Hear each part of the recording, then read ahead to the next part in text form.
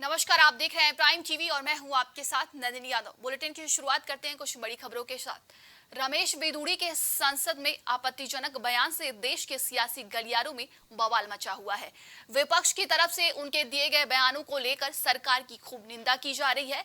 वहीं एक बार फिर से एआईएमआईएम प्रमुख असदुद्दीन ओवैसी बीजेपी सांसद रमेश बेदूड़ी पर जमकर बरसे। उन्होंने कहा कि एक दिन आएगा जब संसद में किसी मुसलमान की मॉब लिंचिंग होगी और आगे उन्होंने क्या कुछ कहा, चलिए आपको सुनाते हैं।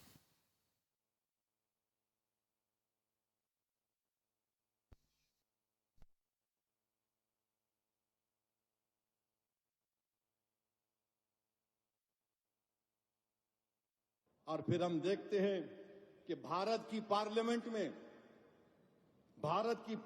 में एक बीजेपी का एमपी एक मुस्लिम एमपी को बकवास, गंदगी गाली देता है। एक एक बात, मैंने क्या क्या बात बोलता है।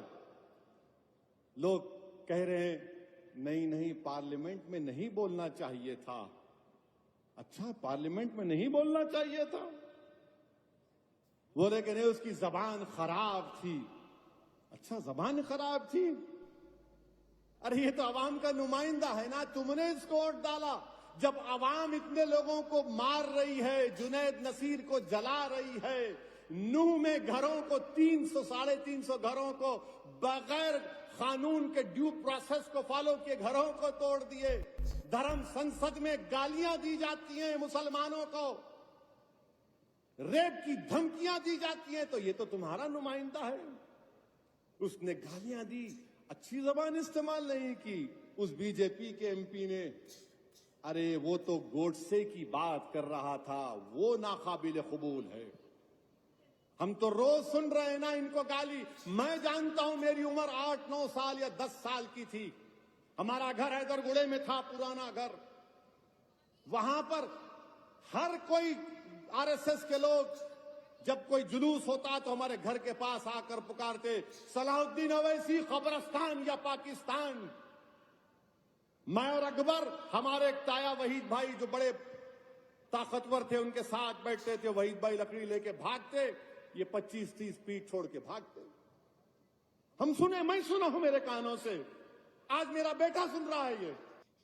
मैं ये समझा कि शायद मेरी जिंदगी में खत्म हो जाएगा, मगर मेरी औलाद सुनेगी, आप सुनेंगे, बच्चे सुन रहे हैं। याद रखो मेरी इस बात को, एक दिन आएगा जब भारत की पार्लियामेंट में किसी मुसलमान का मॉब लिंचिंग हो जाएगा। वो दिन दूर नहीं है, वो दिन दूर नहीं है। क्योंकि हिटलर की जब हुकूमत थी तो हिटलर की हुकूमत में लिखा जाता था, यहूदियों से बच के रहो, ये जर्मनी के लिए खतरा है। आज यहूदी लफ्ज को निकाल दो, मुसलमान। वहीं दूसरी तरफ इस पूरे मामले को लेकर गोरखपुर के बीजेपी सांसद रवि किशन ने बीजेपी सांसद निशिकांत दुबे का प्रतिक्रिया देते हुए रमेश बेदूड़ी के बयान को निंदनीय बताते हुए दानिश अली पर उन्होंने आरोप लगाया है उकसाने का। लोकसभा अध्यक्ष ओम बिरला को पत्र भी लिखा था। इस तरह से किसी को पर्सनल अटैक जो रमेश बेदूड़ी जी ने कुंवर दानिश अली को किया, वो जरा भी अच्छा नहीं था। और वो शब्द कि मैं उस सब शब्दों को और उनकी बातों को, स्टेटमेंट को ज़रा भी सपोर्ट नहीं करता हूं। लेकिन बात यह है कि अगर रमेश बेदूड़ी जी पर, माननीय सांसद जी पे कार्रवाई हो रही है पार्लियामेंट में, तो कार्रवाई दानिश अली पर भी होनी चाहिए। अब आप पूछेंगे क्यों, तो ये मैं आपको साफ बताना चाहता हूं कि मैं 2 बार सदन में बोलने के लिए खड़ा हुआ था, तो उन्होंने बहुत अभद्र भाषा में मुझ पर कमेंट किए थे, मेरे परिवार पर कमेंट किए थे जब जनसंख्या बिल ला रहा था। और वो रिकॉर्ड में भी होगा, उस वक्त वो ऑफ रिकॉर्ड कर दिया गया होगा, लेकिन आई एम श्योर कि अध्यक्ष महोदय, स्पीकर महोदय इस पर अच्छे से गौर करेंगे। मैं उनको अभी चिट्ठी, आपसे बात करने के बाद चिट्ठी ड्राफ्ट भी हो गई, मैं एक लेटर भी लिख रहा हूँ, और वो ज़रूर, अगर वो शब्द ऑफ रिकॉर्ड किए गए हैं, लेकिन रिकॉर्ड में जैसे हमारी शूटिंग में, फिल्मों में होता है कि एडिट चीज़ें भी मिलती, रिकवर होती हैं, तो वो देखा जाए। 2 बार, एक बार हम अनुराग कश्यप पर कुछ उस विशेष विषय पर बोल रहे थे डायरेक्टर के, तब उन्होंने खड़े होकर बहुत गंदी अभद्र भाषा में बात किया था, जो संसदीय गरिमा को गिराता है और भिदुड़ी जी ने भी जो बोला वो भी संसदीय गरिमा को बहुत बुरी तरह गिराया है। वो शब्द को मैं ज़रा भी सपोर्ट नहीं करता हूँ, लेकिन ये भी देखना चाहिए कि ये ऑफेंडर हैं दानिश अली। ये हमेशा प्रधानमंत्री जी भी जब बोल रहे थे तो उन्होंने एक बहुत ही गंदे शब्द का इस्तेमाल किया था और वो शब्द भी रिकॉर्डेड होगा और ये बात के गवाह पार्लियामेंट में सब लोग हैं कि दानिश अली 5 साल से 4.5 पौने 5 साल हो गए हमको सदन में, वो जब भी कोई भी बोलने के लिए भारतीय जनता पार्टी का खड़ा होता है तो बहुत प्रोवोक करते हैं।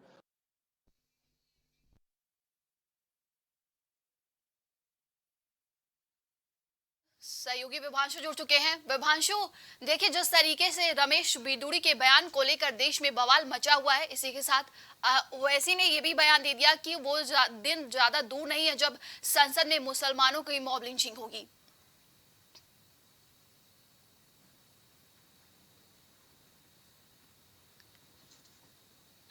विभांशु, आप तक मेरी आवाज पहुंच रही है क्या?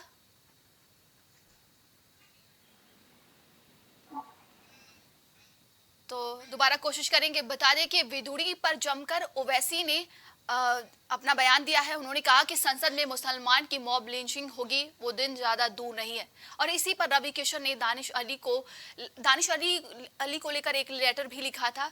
इसके बाद उन्होंने कहा कि दानिश अली ने उकसाने की कोशिश की है, इस पर भी जांच की जानी चाहिए। संसद में आपत्तिजनक बयान को लेकर देश में पूरा बवाल मचा हुआ है। रमेश बिदुड़ी ने जिस तरीके से दानिश अली को अमर्यादित भाषा के साथ संसद में उन्होंने उन पर टिप्पणी की थी, इसी को लेकर पूरे देश में बवाल मचा हुआ है। ज्यादा अपडेट के साथ एक बार फिर से रुक करते हैं विभांशु की तरफ। विभांशु, देखिए जिस तरीके से रमेश बिदुड़ी के बयान पर देश में बवाल मचा हुआ है, इसी के साथ ओवैसी ने कहा कि वो दिन ज्यादा दूर नहीं है जब संसद में मुसलमानों पर मॉब लिंचिंग होगी। जी बिल्कुल, आपको बता दें कि बीते दिन भारतीय जनता पार्टी के सांसद के द्वारा संसद भवन के अंदर में जो विशेष सत्र था उसमें बहुजन समाज पार्टी के सांसद दानिश अली को लेकर एक विवादित बयान दिया गया था, विवादित टिप्पणी की गई थी, जिसमें साफ तौर से अमर्यादित भाषा का प्रयोग किया गया था। इस मामले को लेकर अब देश की सियासत लगातार तेज होते हुए नजर आ रही है। जहां एक तरफ जिस दिन बयानबाजी होती है उस दिन कांग्रेस के नेता राहुल गांधी जाकर मुलाकात करते हैं और कहते हैं कि नफरत के बाजार में मोहब्बत की दुकान खोलने में आप हमारा साथ दें। उसी क्रम में आपको बताएं कि लगातार अगर बात की जाए तो चाहे सोशल मीडिया हो, चाहे पक्ष हो या विपक्ष, तमाम जगह से प्रतिक्रिया देखने को मिल रही है। वहीं अगर बात की जाए तो संसद के विशेष सत्र में देश के रक्षा मंत्री राजनाथ सिंह ने रमेश बिदुड़ी के बयान पर कहीं ना कहीं खेद जताया। उनकी तरफ से कहा गया कि ये जो उनका बोल था वो कहीं ना कहीं अमर्यादित था और जिसके लिए क्षमा मांगते हैं। उसके बाद अगर बात की जाए तो AIMIM के चीफ असदुद्दीन अवैसी की तरफ से बड़ा हमला बोलते हुए तमाम सत्ता पक्ष और विपक्ष पर पूरी तरह हमलावर होते हुए दिखे। आपको बताया कि अवैसी की तरफ से साफ तौर से कहा गया कि वो दिन दूर नहीं है जब संसद के अंदर में मुसलमान सांसदों की लिंचिंग होगी। इसका नजारा हमने देखा है। उसी को मैं आपको बताया कि वो कहीं ना कहीं देखा जाए तो बिहार की प्रमुख दल RJD और उत्तर प्रदेश की प्रमुख विपक्षी दल समाजवादी पार्टी पर हमला बोलते हुए इनके नेता मुसलमानों के नाम लेने से डरते हैं और इस मामले को लेकर वो अपना स्टैंड क्लियर नहीं किए।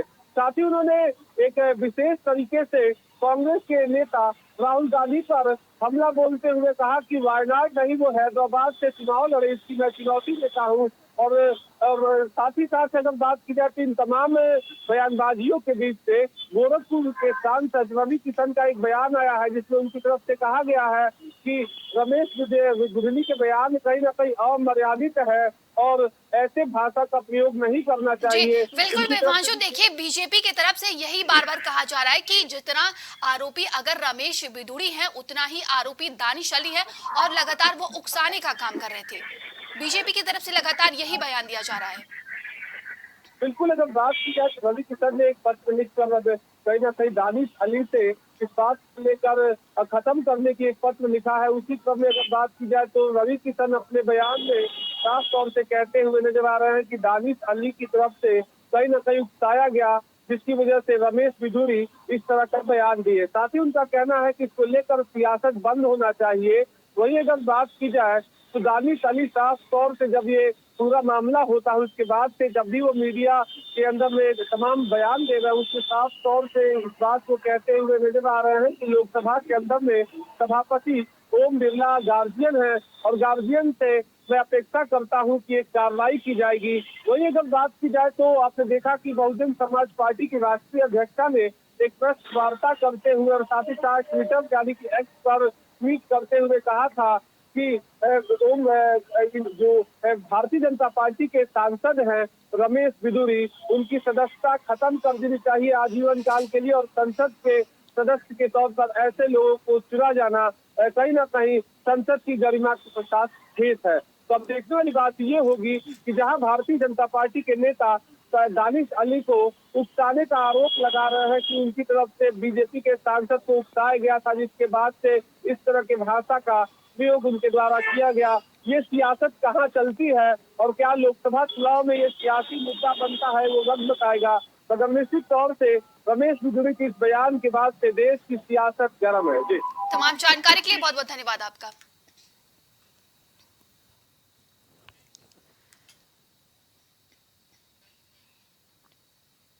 खबर आगरा से है, जहां सत्संगियों और पुलिस में हुए बवाल को लेकर मंडलायुक्त के आदेश पर बनी कमेटी एडीएम प्रशासन की निगरानी में कमेटी बनाई गई है। बैठक में सत्संगियों को दी गई 7 दिन की मोहलत है, जहां पर डीसीपी सिटी ने दस्तावेज दिखाने के लिए 24 घंटे का समय दिया था। तारबंदी की निगरानी के लिए रात भर सत्संगी पेट्रोलिंग करते नजर आए। तकरीबन 2 दर्जन पुलिसकर्मी और मीडिया कर्मी वहां पर घायल हो गए थे। तो बता दें कि एडीएम प्रशासन की निगरानी में कमेटी बनाई गई है, जिसमें लगातार निगरानी की जा रही है। बैठक में सत्संगियों को 7 दिन की मोहलत भी दी गई है। खबर आगरा से है, बता दें कि डीसीपी सिटी ने दस्तावेज दिखाने के लिए 24 घंटे का समय भी दिया था। तारबंदी की निगरानी के लिए रात भर सत्संगी पेट्रोलिंग करते रहे। वहीं तकरीबन 2 दर्जन पुलिसकर्मी और मीडिया कर्मी घायल हुए। तो खबर आगरा से है, जहां पर सत्संगियों और पुलिसकर्मियों के बीच हुए बवाल को लेकर मंडलायुक्त के आदेश पर कमेटी बनाई गई है और सत्संगियों और पुलिस में हुए जिस बवाल को लेकर कमेटी बनाई गई है 7 दिन का मोहलत भी दिया गया है। बताया जा रहा है कि जिस तरीके से उन लोगों के बीच में बवाल हुआ था, मंडलायुक्त के आदेश पर कमेटी बना दी गई है। चक रोड पर बना अवैध निर्माण हटाने के लिए फोर्स की मांग की गई थी और उसी क्रम में पुलिस बल यहाँ पर उपस्थित हुआ था। यहाँ पर रेवेन्यू विभाग की कार्रवाई में बाधा डालते हुए कुछ लोगों ने इस तरह का पथराव का कार्य किया। अरे आईडी कागज बढ़ा रहे हो यार, नीचे करो थोड़ी। तो इन्होंने बातचीत करने के लिए मना कर दिया। इनको यहाँ पर मौजूद रेवेन्यू विभाग और पुलिस के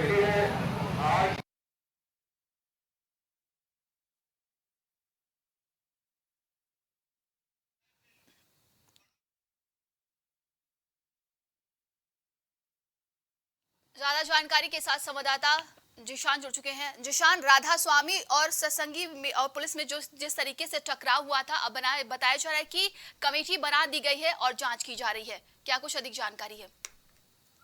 देखिए, बिल्कुल नंदिनी, मैं आपको बता दूं कि शनिवार को जो अवैध दयाल बाग में राधा स्वामी जो सत्संगी संगठन है, उन्होंने दयाल बाग में अवैध तरीके से जमीन को घेर रखा था।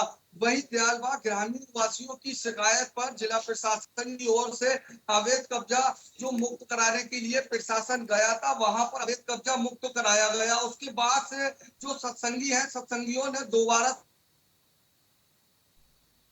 प्रशासन की ओर से तोड़े गए थे, उन गेटों को भी दोबारा से वहां पर रातों रात लगा दिया गया था। उसके बाद से जिला प्रशासन शिकायत के बाद दोबारा से वहां पर गया और उसके बाद देखा कि गेट दोबारा से लगाए गए हैं, अवैध कब्जा कर लिया गया है।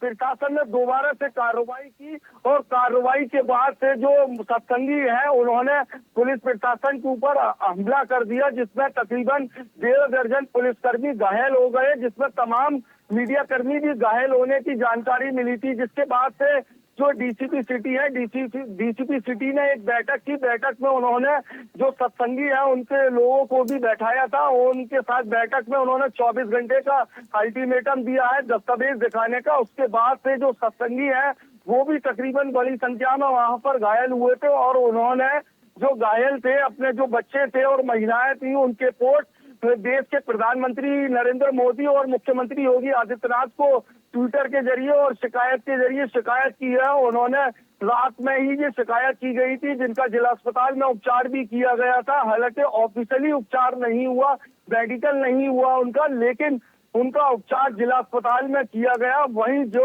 मंडलायुक्त है ऋतु महेश्वरी, उनके आदेश पर ये बैठक रात में जो प्रशासनिक बैठक है, बैठक की गई। उसमें 7 दिन का समय दिया गया है। जो सत्संगी है उनको 7 दिन का समय दिया गया है। 7 दिन के बाद निर्णय होगा आखिर होना क्या है। जी जिशान, बताया जा रहा है कि इस हमले में कई लोग घायल हो गए हैं, जैसे कि कई पुलिसकर्मी, मीडिया कर्मी और कई बच्चे भी बताया जा रहा है कि इस पूरे मामले में घायल हो गए हैं। देखिए, बिल्कुल, जब ये जिला प्रशासन की ओर से वहां पर अवैध कब्जे को मुक्त कराने प्रशासन पहुंचा था, तो वहां पर सत्संगियों के द्वारा पहले से ही प्लानिंग कर ली गई थी और प्लानिंग के तहत ही उनके पास धारदार हथियार थे और उन्होंने पुलिस अधिकारियों के ऊपर हमला कर दिया। इस हमले में अगर हम बात करें अधिकारी की, तो डीसीपी सिटी और एसीपी को भी धक्का मारकर जमीन पर गिरा दिया गया था, जिसमें एसएचओ जो जगदीशपुरा है वो भी काफी घायल हुआ है और एक मीडिया कर्मी के सर में काफी चोट है, जो पूरी तरीके से लहूलुहान दिखाई दे रहा था। तो कह सकते हैं कि बड़ा जो बवाल था, उग्र था, बड़ा बवाल था। हालांकि मौके पर पुलिस के तमाम अधिकारी पहुंचे, उसके बाद स्थिति को कंट्रोल किया गया, लेकिन वहां पर अभी स्थिति कंट्रोल है। जिला प्रशासन के अधिकारियों की जो सत्संगी लोग हैं उनसे लगातार बातचीत चल रही है और रात को भी एक बैठक की गई। उस बैठक में 7 दिन का समय दिया गया है। तमाम जानकारी के लिए बहुत बहुत धन्यवाद आपका जिशान।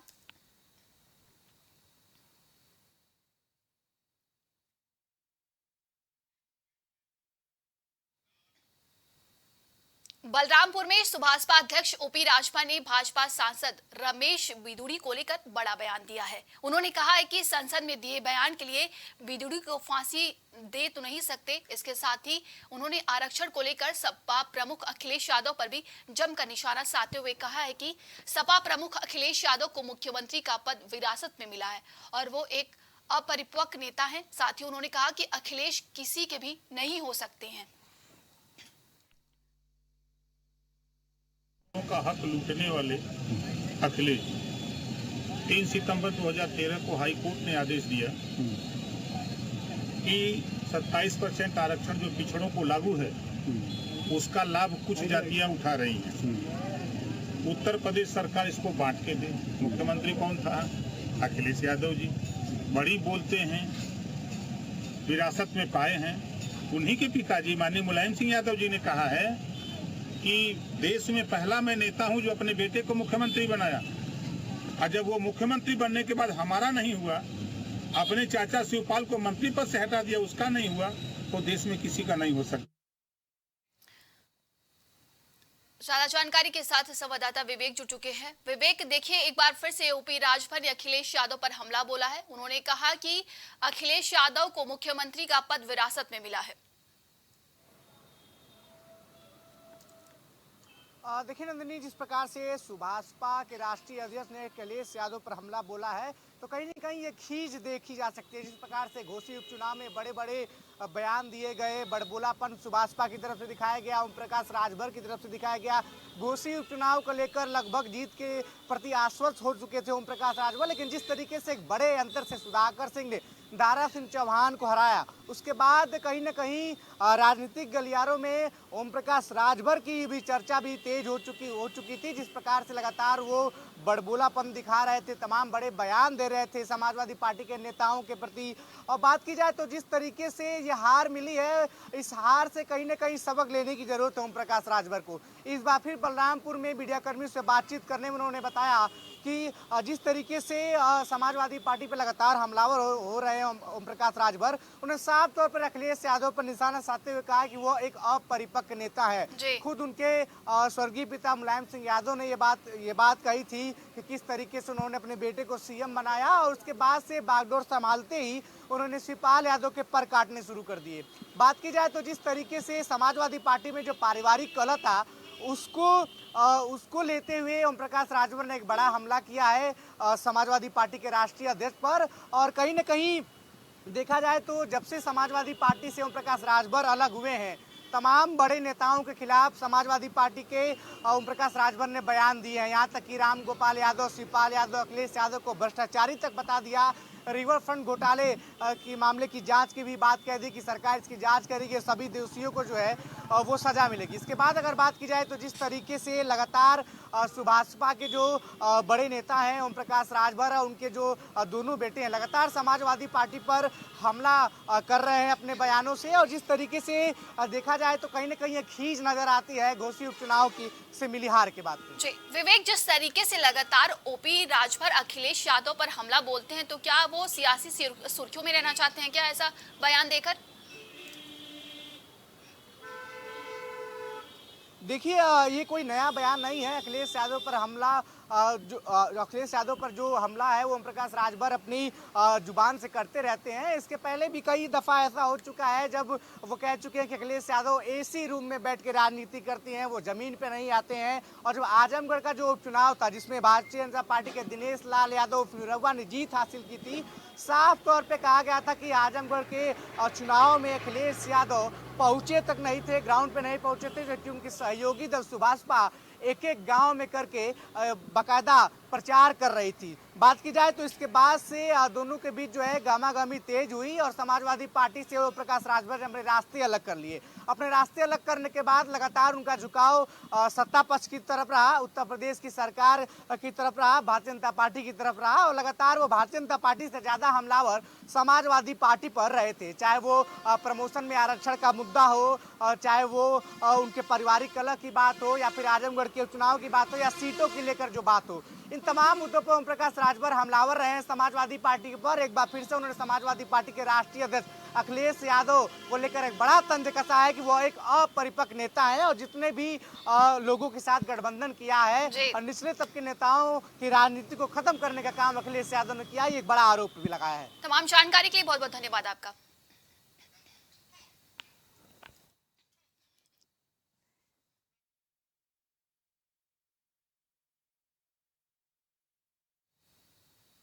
बाराबंकी स्थित केडी सिंह बाबू स्टेडियम में आयोजित आदि कवि महर्षि Valmiki tennis ball cricket tournament का उद्घाटन करने पहुंचे भारतीय जनता पार्टी के सांसद और भारतीय कुश्ती महासंघ के पूर्व अध्यक्ष ब्रजभूषण शरण सिंह ने लोकसभा चुनाव में अपने टिकट को लेकर बड़ा बयान दिया।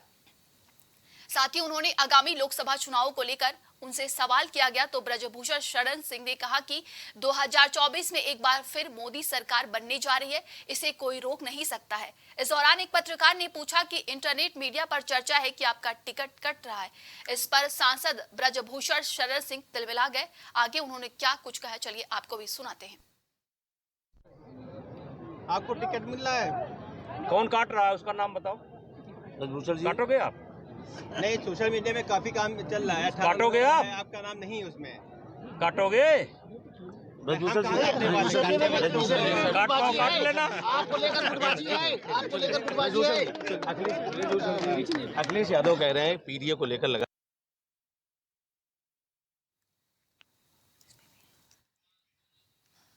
ज्यादा अपडेट के साथ सहयोगी विभांशु जुड़ चुके हैं। विभांशु, जिस तरीके से ब्रजभूषण शरण सिंह से सवाल किया गया कि इंटरनेट मीडिया पर चर्चाएं तेज होने की आपका टिकट कट सकता है, इसके बाद सभी ने देखा कि उनकी प्रतिक्रिया किस तरह थी और क्या कुछ था। बिल्कुल, आपको बता दें कि उत्तर प्रदेश के कैसरगंज लोकसभा सीट से भारतीय जनता पार्टी के सांसद ब्रजभूषण शरण सिंह आगामी आम चुनाव में अपना टिकट काटने के सवाल पर कल कहीं ना कहीं भड़कते हुए नजर आए। उन्होंने बड़ी प्रतिक्रिया दी और कहा कि लगभग पत्रकार के सवाल पे कि कौन मेरा टिकट काट रहा है और क्या आप मेरा टिकट काटेंगे, इसी सवाल को लेकर कहीं ना कहीं पत्रकार पर हंसते हुए भड़कते हुए नजर आए। उसी दरमियान अगर बात की जाए तो ब्रजभूषण शरण सिंह बाराबंकी स्थित केडी सिंह बाबू स्टेडियम पहुंचे हुए थे जहां लोकसभा चुनाव के सवालों को लेकर कहीं ना कहीं वो पत्रकार पर भड़कते हुए नजर आए और सांसद ने साफ तौर से देखा जाए तो अपना रौब जताते हुए टिकट काटने की बात पर भड़क कर और इस सवाल को पूछने का कार्य करते हुए नजर आया कि कौन काट रहा है टिकट। और अगर बात की जाए तो पत्रकार के द्वारा सवाल किया गया था, सोशल मीडिया पर खबरें चल रही हैं कि आपका टिकट भारतीय जनता पार्टी काट सकती है, तो उन्होंने साफ तौर से ये भी कहा कि मैं चुनाव लड़ूंगा। इसके साथ ही अगर बात की जाए तो इसी दरमियान उन्होंने संसद के अंदर में अमर्यादित भाषा का प्रयोग करने वाले रमेश बिधूड़ी का समर्थन करते हुए कहा कि जब देश के अंदर, जब संसद भवन के अंदर कार्रवाई चल रही है तो एक बैकग्राउंड कमेंट्री देने का काम करते हैं दानिश अली। और उनका कहना था कि जब सांसद और साथ ही साथ गृह मंत्री बोल रहे हैं तो बीच में बोलने का कार्य उनके द्वारा किया गया, जिसके बाद से कहीं ना कहीं रमेश बिधूड़ी उत्तेजित हो गए। अब देखने वाली बात ये होगी कि तमाम आरोप उनके ऊपर लगे हैं यौन शोषण का पहलवानों के साथ ही साथ अगर देखा जाए तो वो रेसलिंग फेडरेशन ऑफ इंडिया के अध्यक्ष थे, वो पद उनके पास से चला गया है। और दिल्ली पुलिस का कल एक बयान कहीं ना कहीं चर्चाओं में था। अब देखने वाली बात ये होगी कि इन तमाम सवालों का जवाब तो कहीं ना कहीं फर्के हैं, तो आगामी लोकसभा चुनाव में क्या बीजेपी उन्हें टिकट देती है या नहीं, वो वक्त बताएगा। मगर निश्चित तौर से विभूषण शरण सिंह का गुस्सा कल कहीं ना कहीं उनके टिकट कटने के सवाल पर गुस्सा करते हुए नजर आए। जी, तमाम जानकारी के लिए बहुत बहुत धन्यवाद आपका।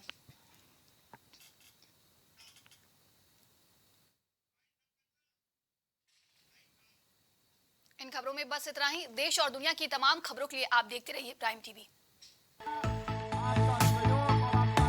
कुछ भाव पुष्प। आप देख रहे हैं प्राइम टीवी, सच साहस सरोकार।